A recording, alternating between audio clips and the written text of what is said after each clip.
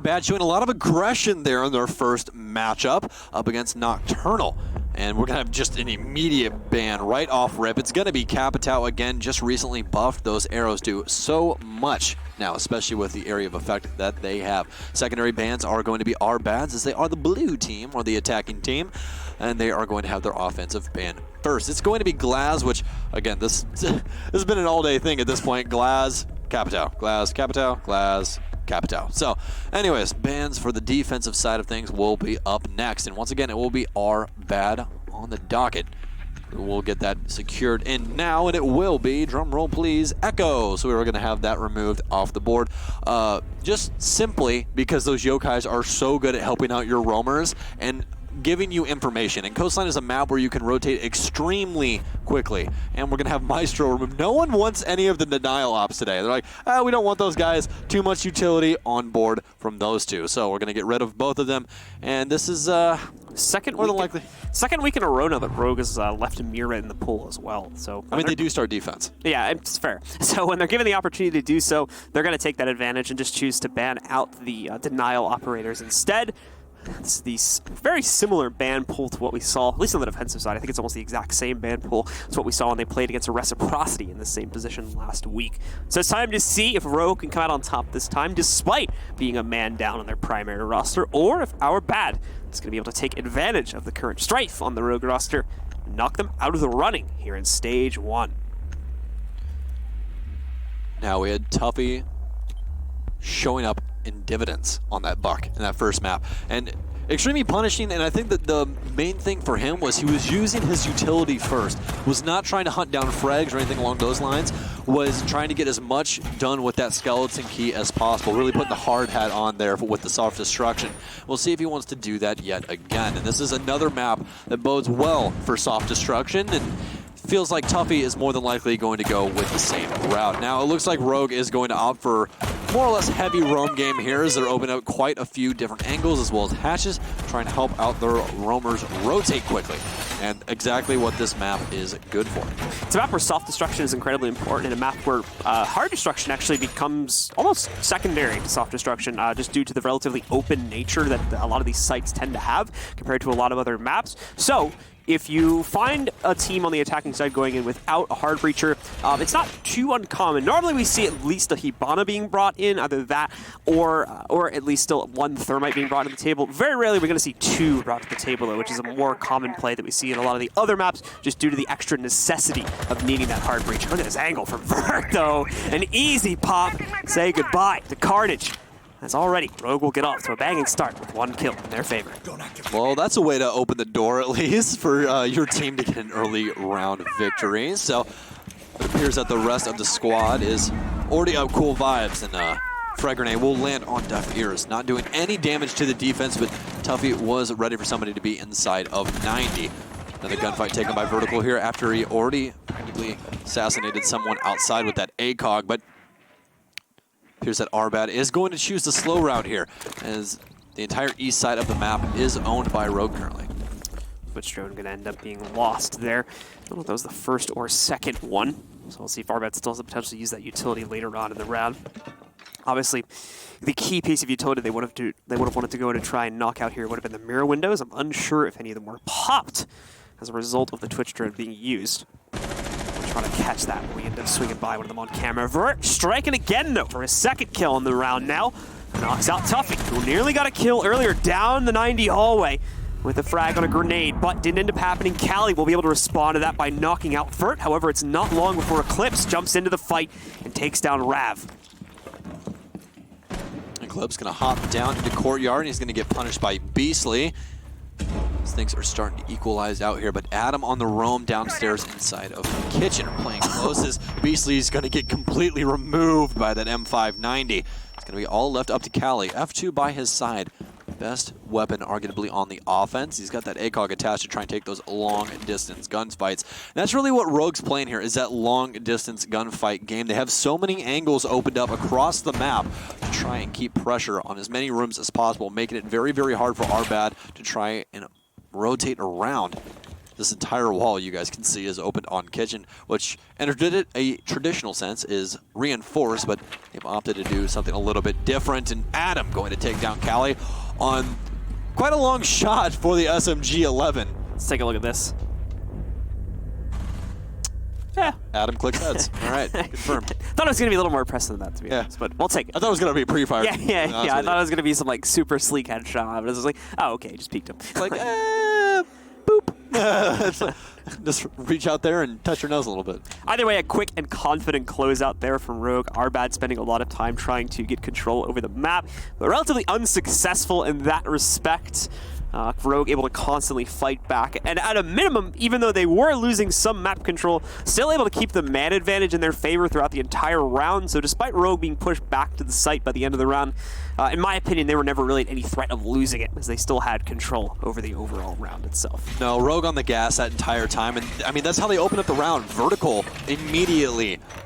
Spawn peek over the Jeep outside, right off of the Lamborghini doorway. So Arbad just not in a very good spot early on, but we'll see if they can get it flipped around this time. I'm guessing that they're going to be ready if someone does try and go for a spawn kill.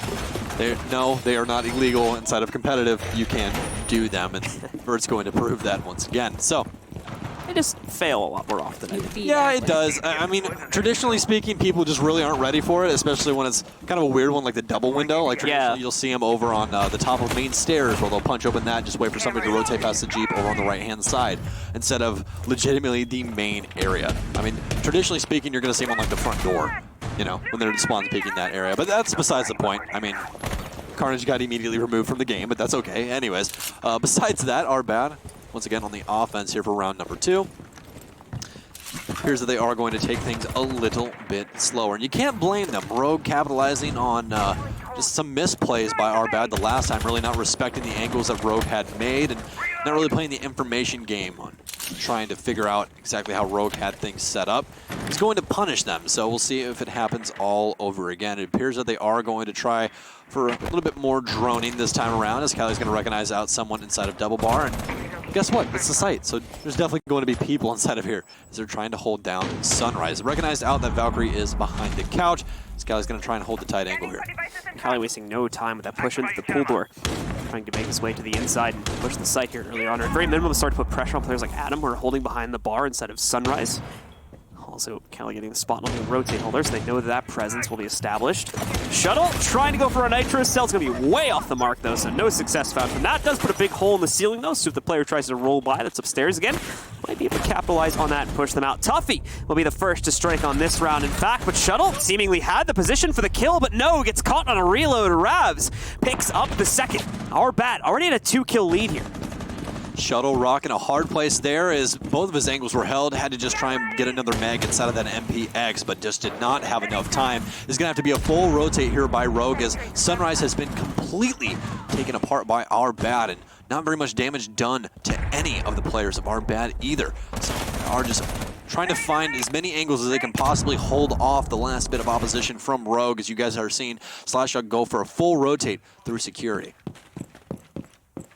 Attempt to make this wrap back around, but ultimately the odds are stacked against them now.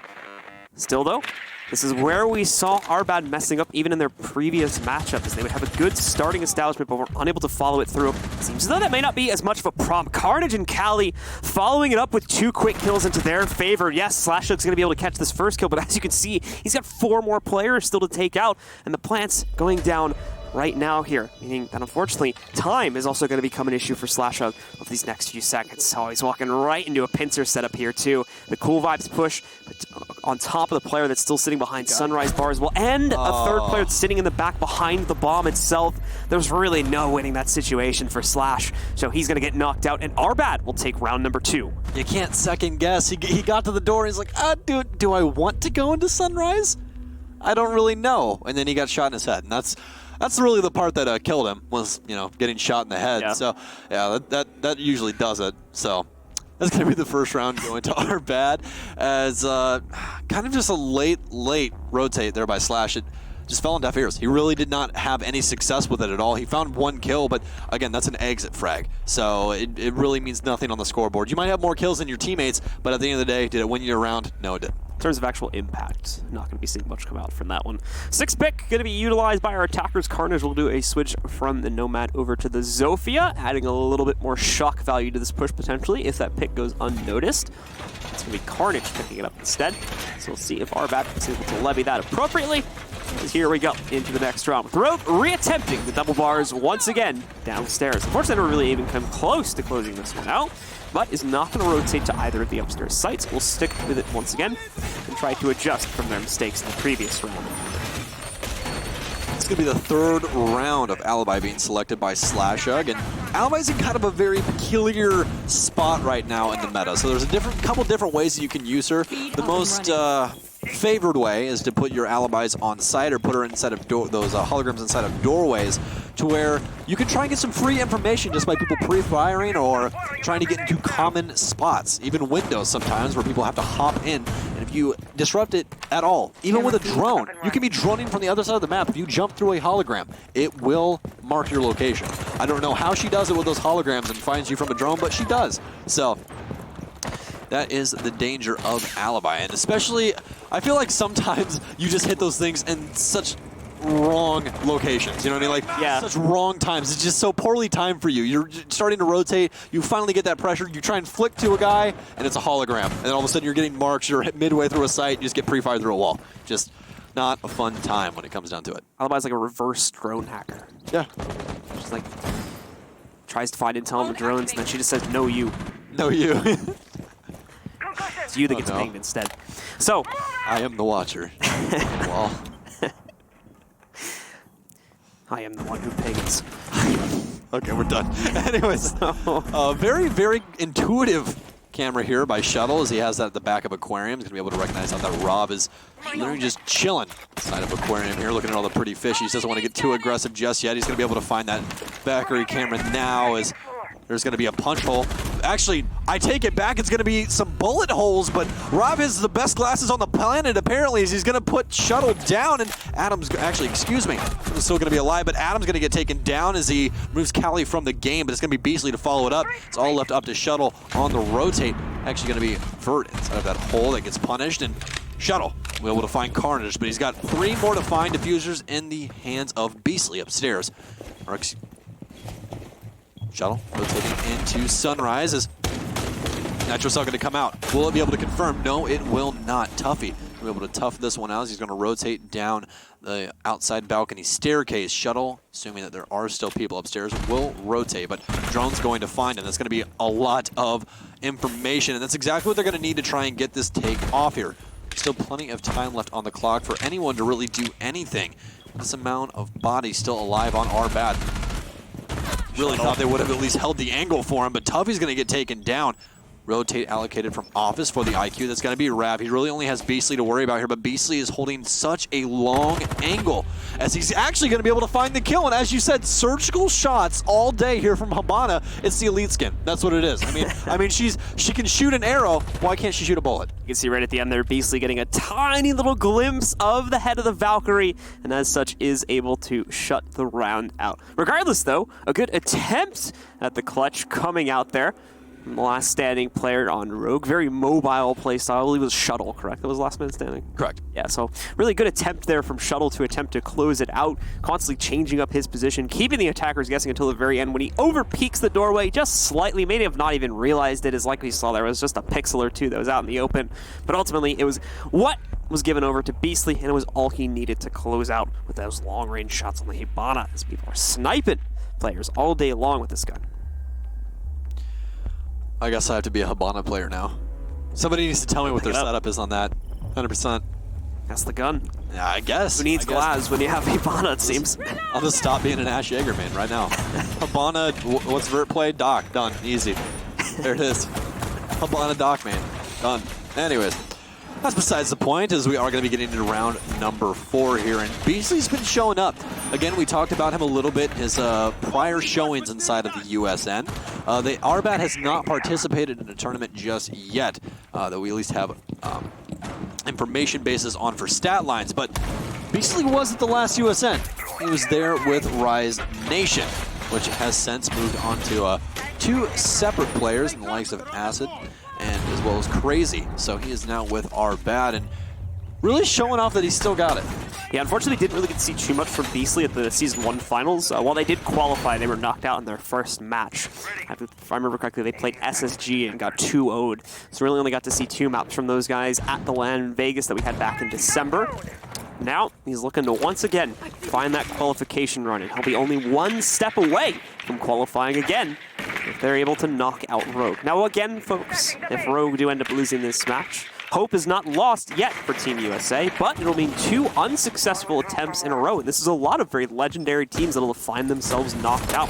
The same was said for the current Rise roster, along with Dark Zero, who have both been knocked out 2 consecutive weeks in a row now. Oh, wow. What a gunshot there from Slashug.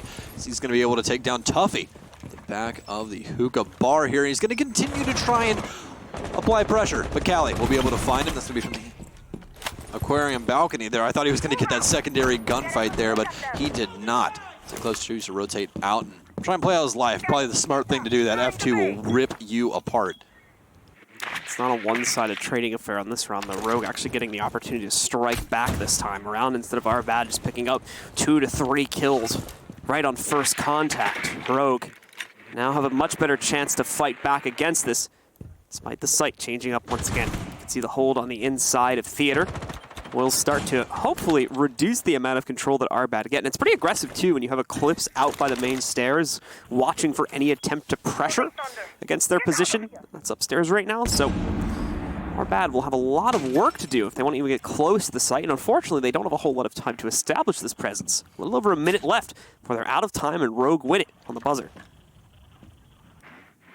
Slow and steady wins the race here for Arbad as both teams have their initial picks, as you guys can see at the top of your screen there, but Arbad waiting for a mistake, and they're going to be able to capitalize on Eclipse as he overpeaks into 90 hallway. Rav punishing him on that, and Callie following up onto Shuttle. This is more or less a tale of the tape the entire time for these 2 teams as Arbad is capitalizing on these gunfights against Rogue, and those ACOGs really helping him out, and Callie's going to do it yet again onto Vertical. It's all left up to Adam as Callie over and over again, ladies and gentlemen, wins his gunfights. A 3K, I believe, coming off of that round from Callie. Beautiful stuff, and just Rogue peeking a lot, and also getting caught rotating so often. I think at least 1, if not 2 out of 3 of Callie's kills in that round are caught because a player was rotating at a poor time. So Rogue a little bit sloppy on their positioning for the defensive matrix that they've set up here, and it's going to cost them multiple rounds in a row. Had much better positioning that time as well. Had the setup seemingly to be able to close that out, but then lost a few crucial gunfights, and on top of the players that were getting picked off rotating, it just fell apart very quickly at the end of the round. That's quite a bit of miscommunication there for Rogue, and again, that might just be, once again, due to the fact that Adam is in and easily is out, but you really can't even blame him. The man was inside of sight. That's your roaming players, your alibi, all of those things that got punished all off of Callie simply just rotating down main stairs. He kills alibi top of main, rotates over to main, walks down main, takes Vert out for a walk over on the opposite corridor, and then finds Adam inside of the bathroom. I mean, you're losing all these gunfights, single gunfights, once again, no trade potential, no nothing, to one singular man crouch walking inside of your main lobby. And to be fair and to give credit, more importantly where credit is due, Adam is seemingly doing a pretty good job of filling in the roles of the site player here on primarily smoke for defense. I think he's been doing his job quite well so far, given the fact that there is, as if we assume the worst case scenario, only 3 hours notice that he would have had to fill in for his teammates. Potentially even less than that, as there could have been an assumption that Easley might have been able to make it in time, and then they made the call with like an hour or 2 left. So obviously we don't know the exact circumstances, but we can safely assume it was a very limited amount of time, or a limited amount of warning that Adam was given that he was going to be filling in tonight. Well, he's doing very well here on his second map. I feel like the first map was more of a warm-up for him. Yeah. And now he's really showing his true colors. Adam really showing that he still has it once again. I mean, him and Beastly are more or less in the same boat. Both of them not really playing for a Tier 1 team right now. They're more in that Tier 2 to not really even playing, more or less just playing ranked category. So, but hey, I mean, a good player is a good player is a good player. So, as you guys are seeing right now, and IQ is already seeing absolutely everything right now on that electronics detector on her wrist. I've never seen more utility in a single frame than I had right there. Imagine the amount of like +2 pings if he had scores on. Yeah, absolutely. Actually, probably get pretty annoying to be honest. But still, the info is great, but now they need to leverage it into an actual take. They're playing for upstairs control this time. Callie, who else, right? Callie once again is going to show up with the initial kill. It's on the F2 as well. The appropriate gun for the appropriate situation. Just as we were talking about him doing so well also, Adam unfortunately becomes the first victim this time to Arbad's push. Okay, I've never worn glasses in my life, and I would need glasses to try and see through that bullet hole right there. I mean, if he gets a kill through that, Eclipse, my man, you have some supervision. That's when you what. As all right, seems that we've went to black and white for the time being, and I'm actually completely down with this. More aesthetically pleasing. Siege Noir. Yeah, Siege Noir has. We are going to have Eclipse over here inside of blue bar. Frag grenade going to come out, deals quite a bit of damage to Eclipse as he's going to try and get aggressive on Office, but chooses to think about it once again as he rotates back in. Drone going to find him though. Slashug will take down Rav on the other side of the map. Callie, now recognizing out that there is someone inside of blue, is going to try and give him a little bit more trouble, or a little bit more something to think about, as Slashug will win his gunfight upstairs.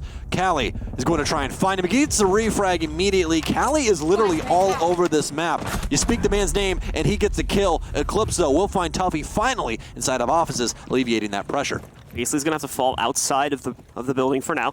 Callie, in the meanwhile, also ready to make a push back to the inside of Hookah here. Not going to be much to spot, unfortunately, from this angle, so he is unfortunately just continuing to tick time off the clock by doing this. Beasley has gone back inside to Aquarium.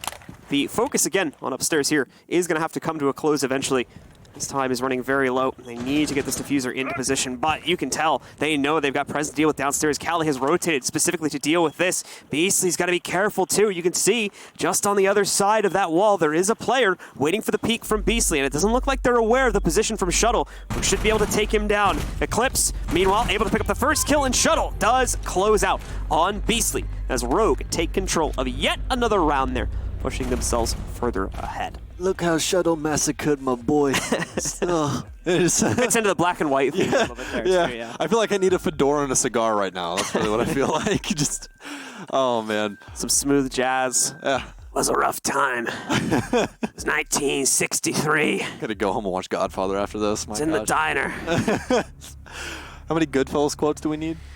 All of them. Yeah. Every single one of them. You know, I'm gonna be completely honest, and people are probably gonna get mad at me for this. I've like never seen any of those movies.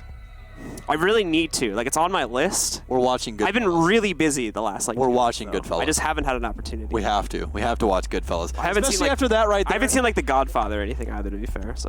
You know why they call him Timmy two-time? He repeats everything twice. Gotta go get the papers. Get the papers. One of the greatest movies of all time. Why am I a funny guy, huh? Huh? What's so funny about me? You're just a funny guy. Come on, I mean, come on. Like, it's a fantastic movie. There's so many quotable things inside of Goodfellas. I'm gonna take a guess off that accent, and that's like a Joe Pesci character. Yeah. Oh man, that was good right there. That was good right there. It's a good imitation. All right, guys. Well, anyways, continuing on. We're back. We're back into modern times. Color's been restored. We found the RGB filter. What year is it? It's 2019, in case you guys were wondering, by the way. It's not 1962. When did they introduce color TVs? This is something you would know. Yes. Of course. I think it's NTSA color standard was invented in the 1950s, but never received widespread adaptation until the 60s. So the technical answer is 1950, but why?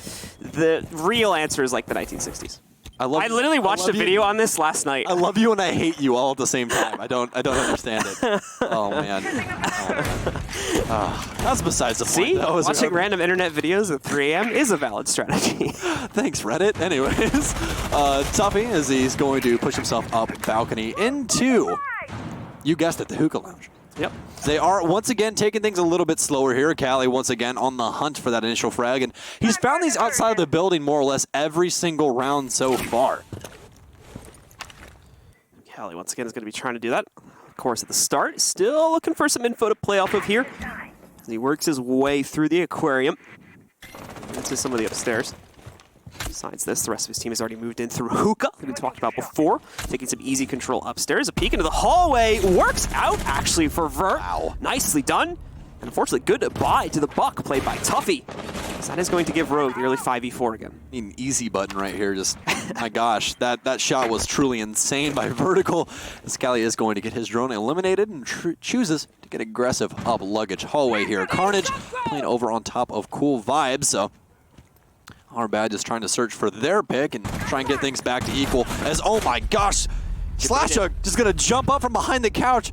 Probably scared the dickens out of him, but going to be able to find that frag. Callie going to go down, and that's going to be a huge, huge impact for Rogue. That's like a great example of an Alibi clone actually working in that situation too, because they had the Alibi in position there in previous rounds as well, and all of a sudden they've been thrown off by it because the Alibi's changed position, and instead it's a different player taking that spot for the defensive side. Good adjustment from Rogue, good little mind game that they're playing into right there. They will pick up another kill a moment later too, brings it into a 4v3 in favor of Rogue here, but Shuttle, a C4 from below, knocks out Carnage. Eclipse will push back in on the Alibi, knocks out Ravs, and very quickly the numbers decrease from 3 down to 1. Beastly alone, that doesn't matter though. He takes out Adam and Eclipse within just a few seconds of each other, has us into a 1v2, but he's incredibly low, can only take one more shot, and he's a dead man. Shuttle going to try and play his time here. Pre-fires come out from vertical as they are met with repercussion from Beastly, but nothing going to land. Still plenty of time on the board if Beastly wants to try and get a rotate off here, but it seems like he is stuck in his ways. The Shuttle's going to go as far back into sight as possible. Does not want to even give it the chance of losing this gunfight. If he lost this right here, could mean the round. The Shuttle still waiting in line and wait vertical. The same boat. Beastly biding his time as I assume they predicted it, and yes, Shuttle looking over towards the courtyard. We'll finally be able to take down Beastly, and that is going to be round number 3 here for Rogue as they even things out. And I mean, are we ever going to make it through an initial set without things going 3-3 with Rogue? I don't. I was about to say, Rogue really loves 3-3 yeah, halves. That's 4 times in a row that things have been 3-3. Well, no. Was a reciprocity game 3-3? I think it was remember. 4-2. I believe it was 4-2. But they've done it 4 times in the last week. So, I mean, that's once is a mistake, twice is a coincidence, 3 times is a pattern, 4 times is just, yeah, it's, you get it. Yeah. So, the sides will switch now. Our bad gets to jump onto defense, where they actually had quite a bit of luck with it in their previous matchup. They're going to start at Hookah and Billiards. We'll see how they're able to fend off against Rogue. And this is where, unfortunately, the fill-in for Rogue might be a little bit more disadvantageous, as they have to fit this fill-in into a role that he may or may not be comfortable with, given the fact that he's jumped in with only a few hours notice at best. Once again, they found quite a bit of success on their offensive set the last time on Border when they had Adam in, which was earlier today if you guys are just now joining us. And once again, if you are just joining us, Adam is filling in for Easley. No, there was not a roster move. Easley's currently stuck either in an airport or on a plane flying home right now and could not get to a computer. I know he should have just played from the laptop with the airport internet, but we could not get him to do that. So it is going to be Adam, priorly on Obey Alliance. That was his last pro team with the likes of Skies, but he's going to be a rogue player for today. So basically what you're saying is airports need like LAN centers, right? Absolutely. HyperX arenas and everything. Can't be gaming on Wi-Fi. No Wi-Fi ever. Not the play. Well, we've got Rogue on the board early on here. We're going to see them push primarily from Penthouse side to start things off. Already going to do a little bit of droning work as well. The only one that'll be pushing for the other side is looking like it's going to be Adam at the start. You can even see Zofia trying to check out for a little bit of intel, popping open the wall leading into the bars downstairs. Try and see if they can spot anyone out here. Just a bit of an exploratory phase for Rogue as they do their early round droning. Rogue taking things pretty slow here as see Slasha doing some readjustment surgery to the map. Putting up some ways to get through, and I believe he was checking couch there, not making a way for himself to get through. I was going to say, a little bit too close to the wall there, Slash, to make your way to get through there, but no, he was just making sure nobody was behind the couch so that Shuttle could swing in and not die. Probably a smart way. That's a good teammate. Good teammate indeed. And now, still see the setup remaining relatively passive, actually, from Arbad. Not a whole lot of roaming presence coming onto the map at all, besides Carnage. You can see, I believe, he's in Kitchen right now. Honestly, I think it's a smart play. I mean, Rogue has been known, especially with what we've casted in this last week, to just sit and waste their own time. When you're on the defense, the time is in your favor. It is always in your favor. You want to waste as much of that as possible. Sit there, chill, grab whatever, grab popcorn, sit in sight, sit on the couch. It's fine. As long as you're not taking a gunfight and they're sitting there wasting time and not getting aggressive, allow them to do that. those initial picks will bode well for you if you can get them. But if you overextend yourself, it's not going to be worth it in the end. Well, Rogue has managed to work their way, at minimum, as you can see over here towards VIP, and I believe they have aquarium control as well that was kind of gifted to them. So again, this is them taking 2 minutes to basically get to positions that were never really going to be contested in the first place. And this goes back to your point before. Rogue are wasting a lot of their own time, but they're going to speed things up rapidly, it seems, here, as they approach the aquarium and try to push their way in. Vert will be able to pick up the first kill here, but it's not long before Tuffy works his way down 90, finding the trade on that. Plant is going to be attempted here. It's stopped midway, but Adam's going to go for it again. Eclipse, in the meanwhile, able to take out Carnage. Some nice pre-fire coming in from Slash right now. Eliminates the possibility for a peek to come back in from Sunrise. Adam is down here as well, so we'll need to get revived back up. But the plant has gone down, and Rogue, assuming the revive comes in, will have a 4v3 advantage in the post-plant. Adam already done his job, and Slash Shark is going to be the one to not get away as Rav will take him down. Rav going to follow it up once again as Adam is next to bite the dust. Diffuse now going on for Tuffy. This is actually going to get taken down by Eclipse. It's a 2v2. This could get very, very dicey here for Rogue as Eclipse has gone down. It's all left up to Shuttle, but Callie's downstairs. He's going to try and hop outside, but he was ready for it, and he's going to lose the gunfight to Shuttle as round number 4 will be secured. The jump out at the end is going to be a tad too obvious, and regardless of the noise, you can see Shuttle overreacting a little bit there as we saw the boards popping out. But either way, even if he wasn't looking at it, more than likely would have been able to play off of the sound from the reinforcement breaking down and pick up the kill anyway. Good opener once again here from Rogue. Same as our previous map on Border. They'll cut ahead at the beginning of their attacking round and take the lead, 4-3, after eventually falling behind here, and Our Bad having a 3-2 lead. I think the main focal point for Our Bad there is they really just didn't have anything to try and prevent the plant. Once they got that pressure on the backside of Couches right next to Billiards, that's really all she wrote. Vertical just had to kill the person playing inside of Sofa. Once he did that, it was over. They were able to get the plant down. There was really no extra pressure that they could try and utilize to push up to prevent the plant. All they really had was to be able to take their gunfights. Rav tried to make the best of it, but in the end, not enough. So Our Bad will be attempting the same site once again. We'll see if they try to kind of cast their web a little bit further out onto the map this time.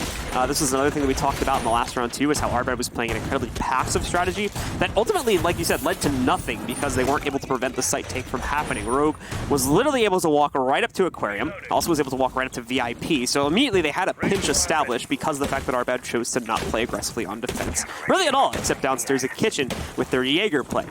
Now, they might have to either, again, be a little bit more proactive with their site defense to try and prevent the push from being so easily accessed, or increase their roaming presence to prevent Rogue from getting that set up. Rogue already play incredibly slowly, though, so considering that, it may not be too transducive to Our Bad's favor if they try to play more aggressively and increase their roaming presence, just because Rogue will probably be watching for that, but more plays to stop Rogue from committing to the push as we inch towards a minute and a half or lower on the clock. Maybe what is needed here for Our Bad to take the win on defense. Seems like Rogue might be wanting to ramp things up here a little bit as only 30 seconds in and they already have bodies over inside of VIP. It's going to be the exact same attack as last time. Hookah Billiards is the selection for the defense. They do have some extra roamers placed downstairs to try and prevent this plant as Slash is going to be getting rid of some barbed wire outside and inside of the Cool Vibes hallway area. And the rest of the members of Rogue here just trying to set up their offensive matrix now, making sure again that if there is any roaming presence from Our Bad, it isn't able to walk up on them. Push them back. So it's actually looking like almost an instant replay of round 7, previous round. As Rogue are attacking this pretty much the same exact way. There's no reason not to. Everything worked out well with them. Although there was, of course, a couple of trades, and they had issues dealing with Rav on a flank that worked its way around towards the main stairs. They still ultimately closed out on the round with relative ease once they got the bomb onto the ground, or the diffuser on the ground. Now let's see if Eclipse can get rid of that pesky pulse underneath. Nitro's still going to go out, but it's not going to find anything. A little bit of a waste of utility there by the pulse, but not going to be too impactful just yet. As Rogue is going to continue to just waste a bit of time here. Adam still has bomb on hand, so we could see this go down in extremely similar fashion. Wow, what an angle getting held by Rav right there. That could come up huge here in this late round timer. So same as last round, Rogue only really going to start this push with a minute or less on the clock. And they're really biding their time on it, hoping that Arbad make a mistake and they can leverage a 5v4 to allow for an easier push. It's not looking like it's happening, though, with less than a minute left and basically no actual aggression towards the site happening just yet. They are going to have to commit over these next few seconds and at least try to risk a few of their players' lives on just taking contact and taking a few duels here. Yeah, the site is so much harder to attack since Purple Tarps was patched out, as Shuttle will finally open the door for Rogue, but Tuffy's going to slam it shut, followed up by Beastly, and wow, Slash going to try and follow it up on the Cool Vibes. Beastly, once again, he's making bodies out of everyone. It's all left up to Shuttle. He's going to try and hop through, but Beastly, once again, and again and again, for Arbad, finds the round. Beastly, great stuff from him. Of course, we've got the ending round replay constantly just being a huge thorn in the side of Rogue's push, as once more, Rogue bring it down to the end timer here. Try to push back in, but this time with not anywhere close to the amount of success they had back on round 7, really just throwing their players into the full 5-man setup that was expecting this exact push. And as such, it goes pretty much as you'd expect. Arbad crush it with no problems whatsoever. They just don't know what to do. Yeah. They don't. Once they finally get bodies inside of site, they get the initial pressure. They go, okay, we're right next to site. We are ready to try for our execute. Now, where's our pick? Okay, we still don't have our pick. Where's our pick? Where's our pick? Where's our? Oh, you guys. You guys are. Guys, we still don't have that pick yet. Guys, anyone have the pick? I'm looking for one pick. Anyone? Guys, there's 30 seconds left. Where's the pick? You have to force them to make a mistake. We've had a conversation about this before. This is one thing that a lot of teams do mess up on. You have to force the mistake. You can't allow them to just, oh, they'll eventually mess up. They're going to peek me. Because teams that are seasoned, like Arbad, they have a lot of players that are long-standing CLPO, whatever players inside of this team. They're not going to try to overextend themselves when they know that you're just allowing the timer to just tick, tick, tick, tick down. You're practically killing your team's chances. If Rogue finally makes an adjustment where they have a roam clear or something along those lines to try and give themselves something, I can see them running away with this, but for right now, Arbad will continue to stick inside of this match. So, with success being found from Arbad on Hookah and Billiards, we shift downstairs to the double bars. Extra emphasis is going to be put on trying to deny VIP presence this time, with the castle barricades trying to hold them off. More so, I think, so that the players from Arbad that are going to hold inside of Hookah and Billiards won't necessarily have to directly be worried about VIP. They'll need to throw some soft destruction on it if they want to work their way past it. I already see, though, of course, soft destruction is Sledge's name. He's got pretty much an infinite amount of it to play off of, so he'll have no issues dealing with at least the one blocking off the entrance to Hookah. Oh, this will be... I think Arbad realizes it. The nade goes in, and the player downstairs, I think it might have been Beastly, immediately backs away from that. He will not fall victim to the drop nade. One of my favorite plays of all time is when Sledge just drops a nade on soft destruction and then sledges it open and it drops on top of someone. Fantastic play if you can pull it off, but not going to be attempted here by Rogue just yet, as literally the entire world is going to fall in on Cali, and Vertical will be the one to seal the deal for him. Basically going to follow it up, though, and he's been so successful on somehow finding a refrag, finding a trade, no matter what it is, he's finding them. I mean, he's legitimately just shopping inside of Costco for him at this point. So Adam will start the drone phase downstairs here now. We will get eyes on the castle sitting just below the Cool Vibe stairs here. Nomad, in the meantime, is going to block off with the air jab. The push from VIP to make sure no one from Arbad is able to rotate back around through Penthouse up the main stairs and push these guys from the backside. Carnage will also be watching that specific flank, I believe, here, and will be the one attempting to pull that off. But like I said before, the air jab's in position, so if he does attempt to go for the full push, he'll have to either spot that or get knocked back by it, revealing his position and possibly allowing Rogue to get the easy kill. Shuttle still upstairs inside of Hookah. Trying to find an initial frag here. Tuffy might get aggressive, but right now he's walking around like he's in his grandma's house at 2 a.m. trying to go to the fridge. That was a very specific example. I've been there, I've done that. Anyways, Adam going to rotate in for the plant behind B-Bomb. As Eclipse is going to get taken down, this might be plant prevent, and yes, it will. Rav going to rotate in and be able to secure that kill off of the Toxic Babe, and it seems like, once again, the entire world is falling in on Rogue. Yet again, another failed attempt at an execute. Carnage will go down, but will it be enough? 3 more to find as that Gumine is ticking away damage inside of Vertical's ankle. He's trying to find yet another kill here. Thought he saw the foot of smoke, but it's not going to be enough to kill Beastly. Vertical not finding too much success just yet, and Tuffy finally will peek from Cool Vibes.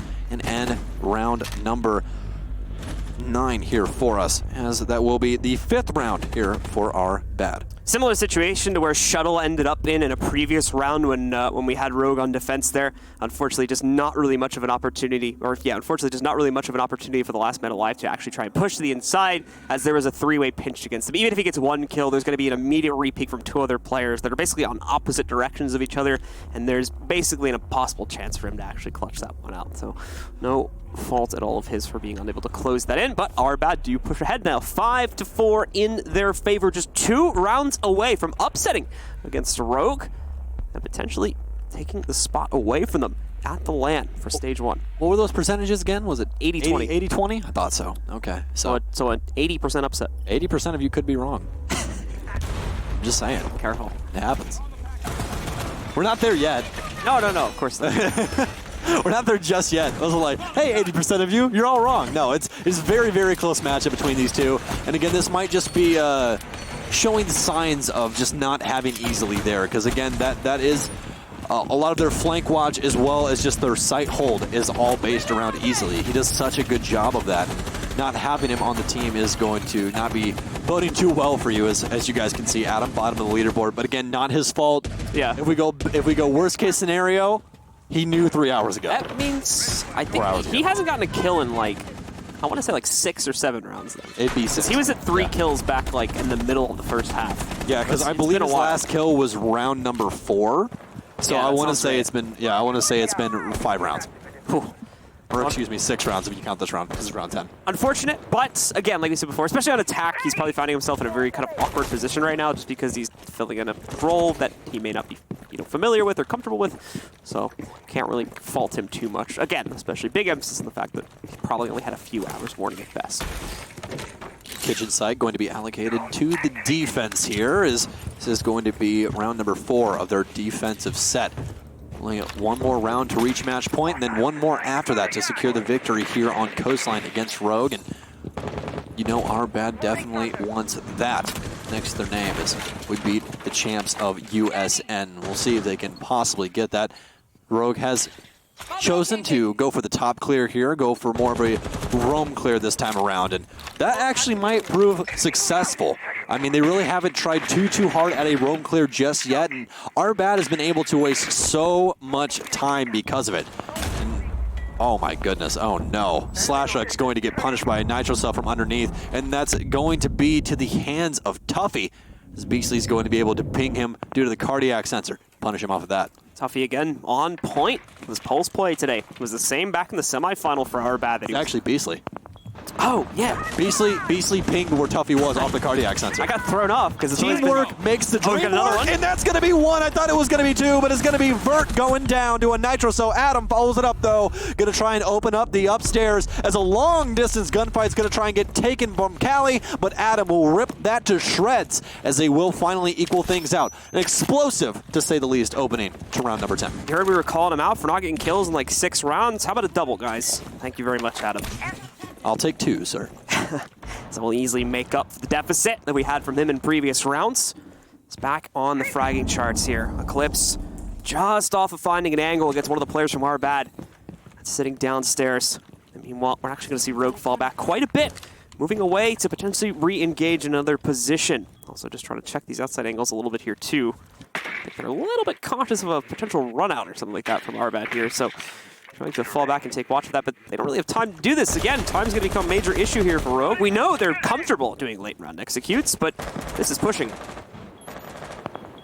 Starting to look like old Vitality here as we are under the 30-second mark, and no one really is exactly where they want to be for an execute. It appears that they are still just waiting for a mistake from our bad, and they're just not going to give it to him. He's trying to read everything out, trying to read all the signs, but Tuffy's going to get knocked on his butt from that air jab, but no one's going to try and capitalize off of it. This is where the pre-fires are going to start to come out. Adam literally just hops inside of kitchen window, gets torn to shreds by the MP5. Eclipse starts to follow it up. He's going to get the refrag, but it's not going to be enough time, as our bad will secure round number 6.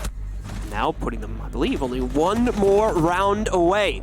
From 1 more round. From being able to set Rogue. It's 1 round.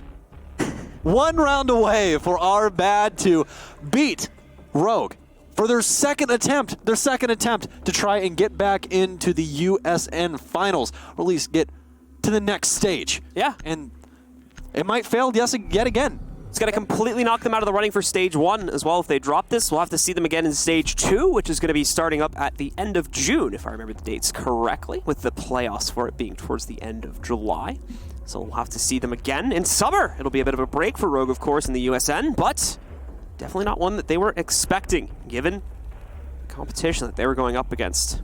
Obviously, again, the result against Reciprocity might not have been too much of an unfortunate affair for them, but this one may hurt. And honestly, I think the biggest talking point right here is, even though they do have Adamant, right? They do have Adamant. But we even saw last week when they had the entire roster, things were very close with younger teams. If anything, for you viewers at home that watch competitive quite a bit or only follow your region, and for some reason you're not watching the United States Nationals, first of all, welcome. Second of all, things are getting a lot closer in the competitive scene, and that's something that I've wanted for a very, very long time. The pros used to be so far ahead of literally everyone, and things are now seeming to be more on an equal playing field, and it feels really good, man. Feels good, man. It's very cool indeed to see these young guns stepping up and being able to take down some of the greats in North America, some of the top-tier teams here, and upset them, even obviously with the caveat of the fill-in. Let's see, one more round is all that is needed for our bad to complete it.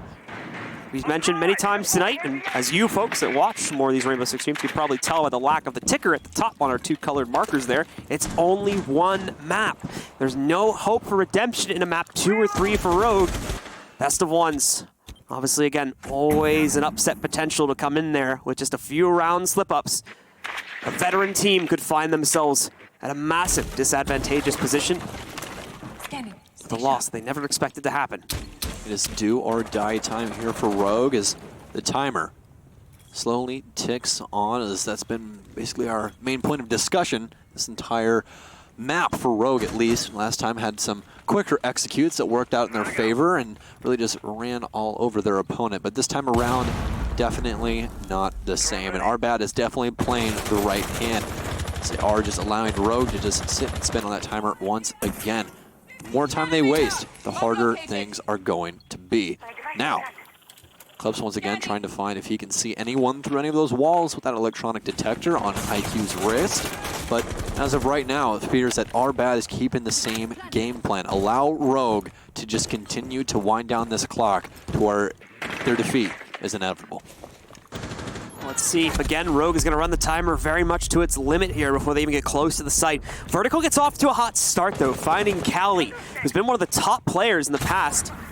Where did he actually get picked from? Drone holding. Yeah, I was going to say, was it through the drone hole? Because I couldn't holding. see where else it would have happened. Oh, man. That's unfortunate. Yeah, unfortunate to say the least, but fortunate if you are a Rogue fan here, is Rav's going to get the immediate refrag, though. That's going to be Adam off the board. All the smoke's going down. Toxic Babe should be secondary after that. That looks like most of the utility from Rogue, but Eclipse going to get aggressive. Vertical going to get taken down the other end of the map, though, as Rav saw him on window, but Eclipse is going to win the gunfight, and that could be what seals this round. Pre-fire coming out from Carnage, but it's not going to land any shots. Nitro Cell coming out. He's assuming he's planting default, but no, Carnage is going to be able to find it. This is what we were talking about earlier. Carnage, so good in these clutch situations, and it's going to come all down to him. 1 versus 2. 30 seconds left. He has the diffuser, though. They have to try and fight him for it. They're both pushed up on top of the balcony, Blue. This is not looking good. It's not looking good at all. The push is going to work its way in from Hookah, and it does appear as though Carnage has the lineup, but he's locked into a position. There's a lot of obstacles around him. He's going to be able to find the first kill, though. Moves past the punch hole lineup.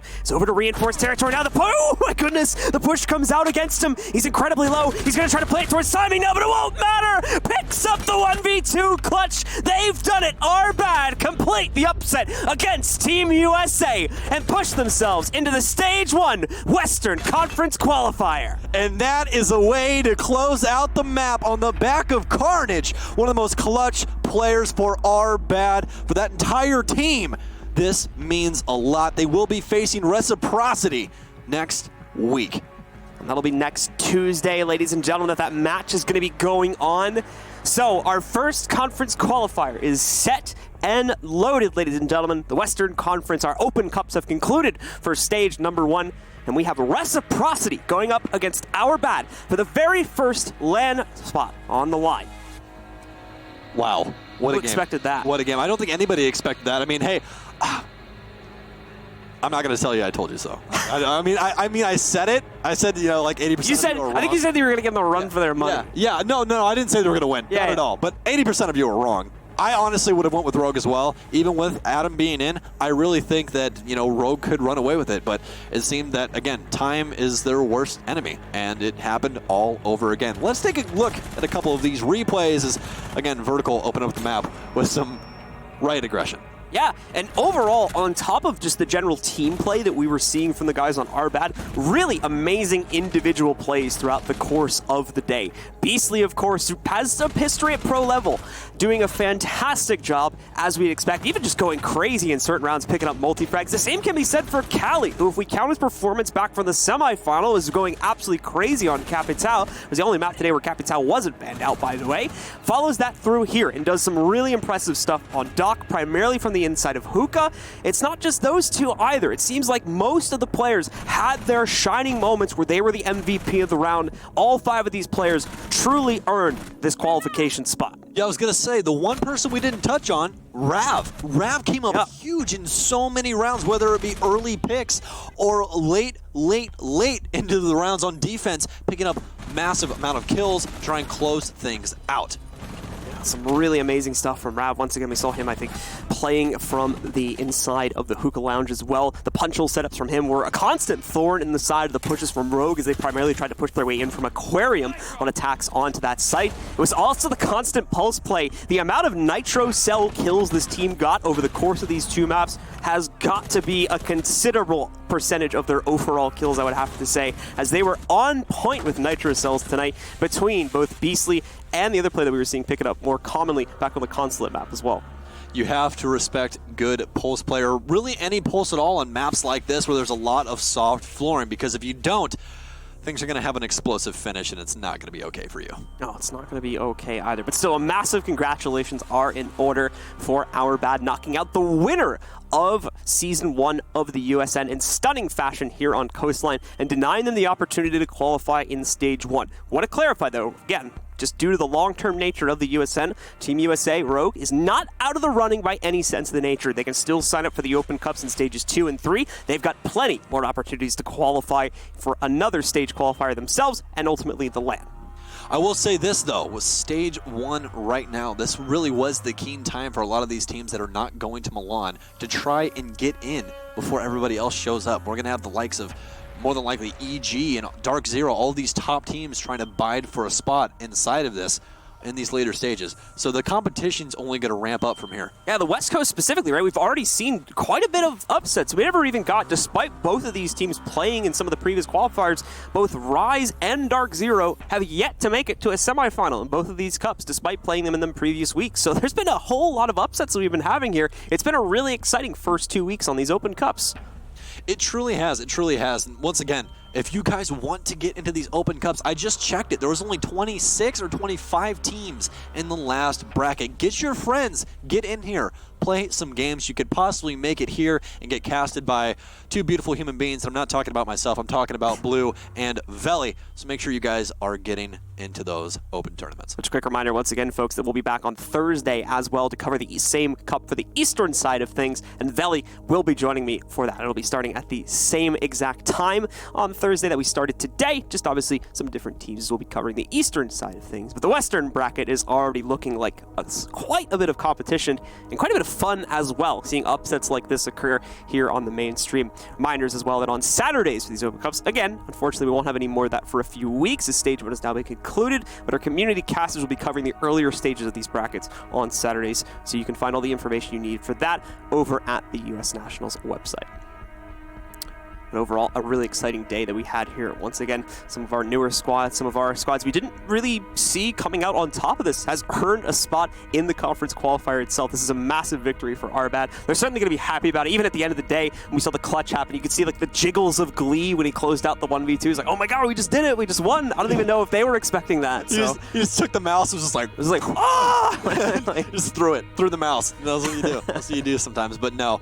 Those are the shining moments for a lot of younger teams, guys. When you're playing up against people that you look up to as players, it really does mean a lot when you finally get to get that victory. But let's take a look at the results for you guys. If you guys just tuned in with us, we'll recap what happened today. So first off, we had Our Bad versus Nocturnal. That was on Consulate, where Our Bad surpassed them 7-5. Obviously, we saw Rogue take on Holy Water in another matchup that we had on Border, the same map that we saw Rogue starting on last week. Rogue took a seemingly convincing victory there, even though Holy Water came close and had a great start on their attacking side. They unfortunately weren't able to close out a series of incredibly close rounds on their defensive side, costing them 4 in a row and leading to Rogue's ultimate victory at 7-3.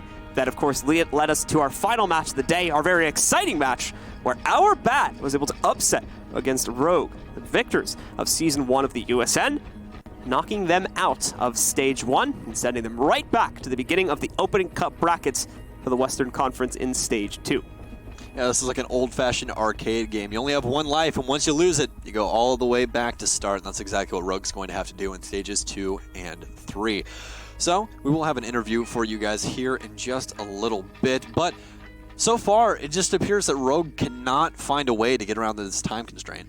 No, unfortunately not. And that became the issue ultimately, right? Just running in, especially at Hookah Billiards, we saw this issue prevalent quite a bit. There was some success on the initial push, or there was some success after a few tries on it, but on the initial few attempts, just running into this issue time after time again, where they would move in and unfortunately just hand over far too much time to their opponents, waiting for them to make a mistake. I think assuming that since they're more of a rookie team, that they would be a little bit more inclined to go for some more aggressive peaks or try to take a duel, just kind of get impatient in certain situations. We didn't see that happen. We never really saw them play into that. They played like an incredibly well-drilled team, and as such, they very much earned this upset. Unfortunately, it doesn't look like we were able to get one of the players ready for an interview, although we would have very much liked that, so we won't be able to get anyone from Our Bad on the comms tonight, but we do want to once again congratulate them. That is going to close out the broadcast for this evening, ladies and gentlemen. So thank you very much for tuning in once again, and we'll see you on Thursday to cover the final Open Cup for the Eastern Conference as we lead up to our conference qualifiers for Stage 1 next week.